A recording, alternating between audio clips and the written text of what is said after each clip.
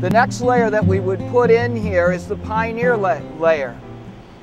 On the hills just to our south would be where the Jones brothers came in after the War of 1812, and they and other families such as the Palmers, the Smiths, the Fanchers, they came and saw this land as a wild land that they needed to carve a living out of.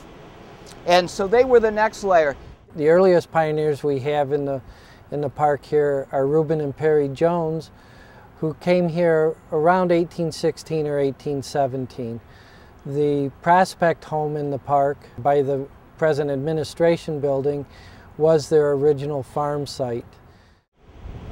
The next layer on top of there would be the development layer, I guess you could call it. The time when little villages such as St. Helena, just down the river from us, and Gibsonville farther up, that's when they came into being. And that was a time when the Genesee Valley Canal was built, and then later the Erie Railroad. So that's all the development time. About 30 years after the Joneses settled in the valley, and with the expanding nation continuing to surge into unknown lands, the Genesee Valley Canal and Portage Wooden High Bridge came into development. The story of the Genesee Valley Canal really starts with the canal building era and the Erie Canal of 1825. As the Erie Canal expanded across New York State and was completed, lateral canals were planned and run off of that, one of which was the Genesee Valley Canal, which ran from Rochester down through what's present Letchworth State Park, down through Olean, and eventually would connect with the Ohio, the Allegheny, and then the Ohio River. Completed in 1862, the canal was a 124-mile-long man-made river that connected the Erie Canal near Rochester and ended in the Allegheny River.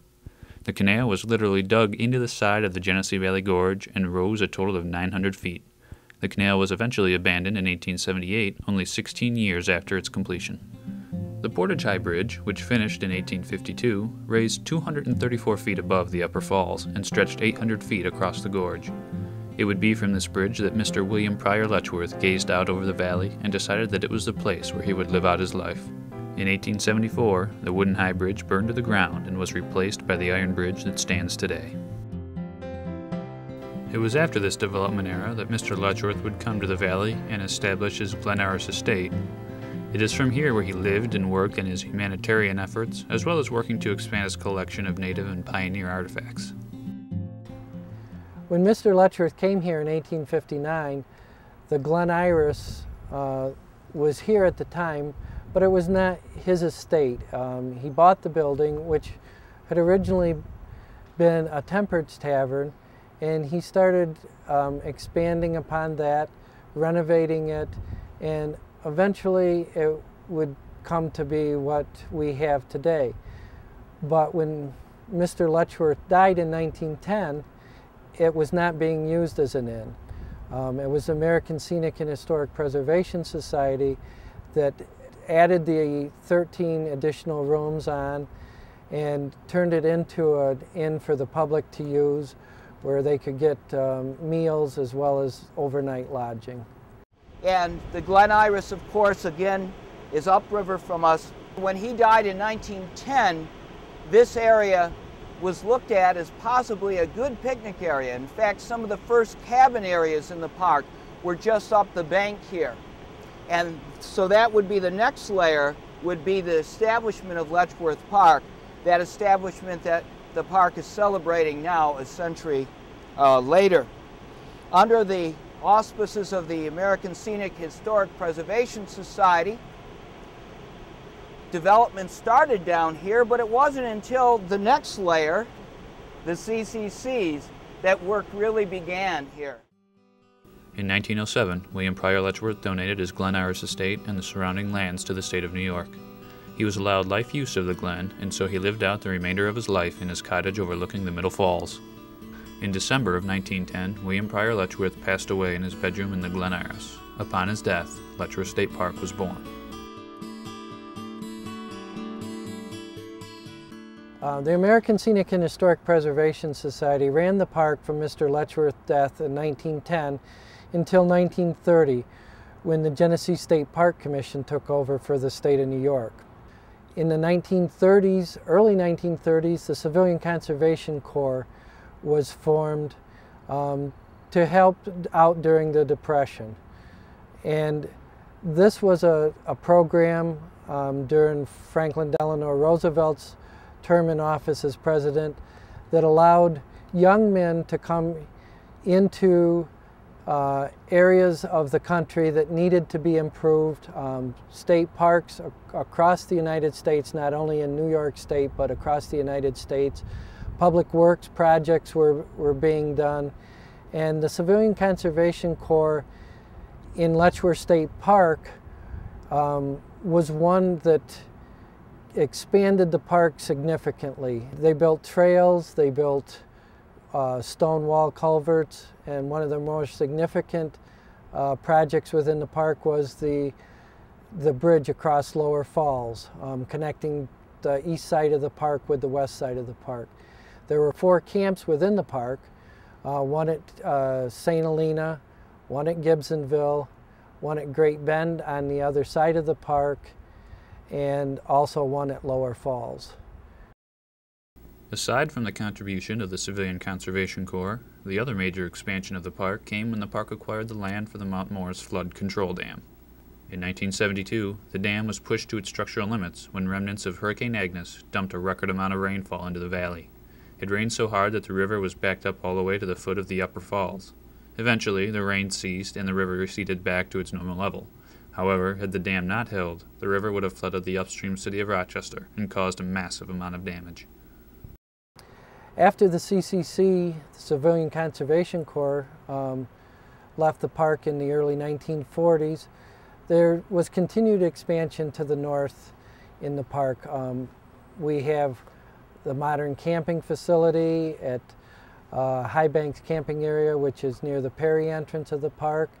The Mount Morris pool complex that we have at the north end has an Olympic-sized swimming pool. It's one of 2 pools within the park. The other one built in the 1950s at Lower Falls.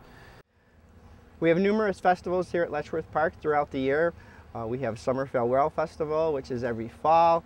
We top off the fall activities with the Arts and Crafts Show. Throughout the year, we also have activities such as the Celtic Gathering. We also have a Stone Tool Technology Show. And our visitors throughout the year, we average 750,000 people a year here at Letchworth. So it's quite the place to be.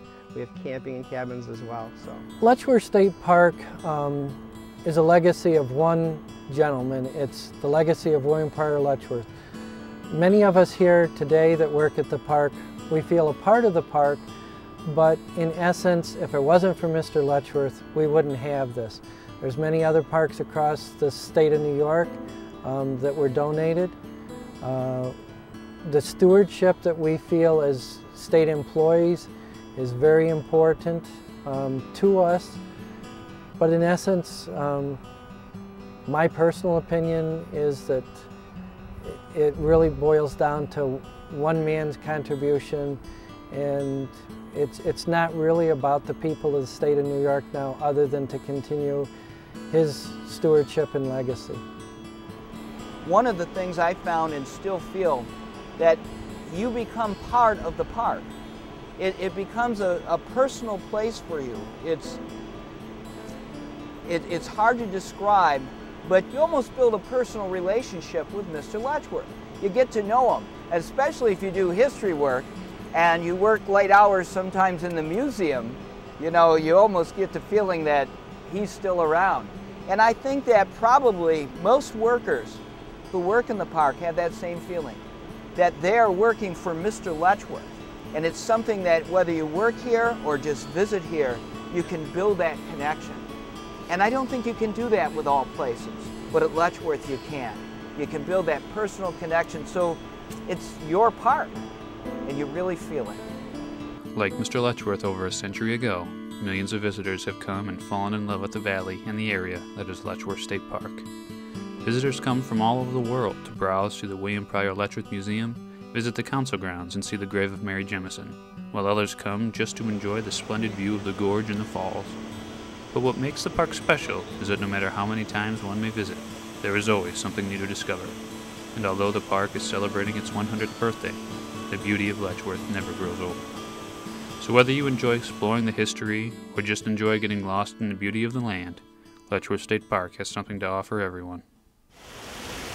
So there's a lot of hidden stories at Letchworth Park, and so my advice would be keep your eyes and ears open every time you come, because no matter if it's your first time, 50th time, 100th time or more, you'll always find a new story to tell you something new about the Letchworth Park history.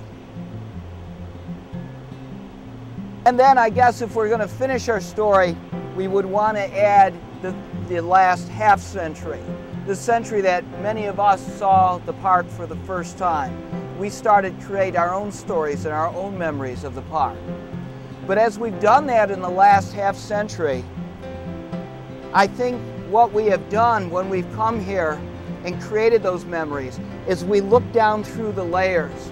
There may be some things that you remember best, maybe going to the council grounds or seeing the Mary Jemison statue, or first time seeing a deer down on the Gardow Flats. Or maybe you even remember when this falls looked different before it has done the receding in the last 20 or 30 years, especially after the flood of '72. We are now still making memories of the park. We're still part of that next layer. And what's really interesting, what will the layer on top of us be? What will be the future of Letchworth Park? That's something interesting to think about.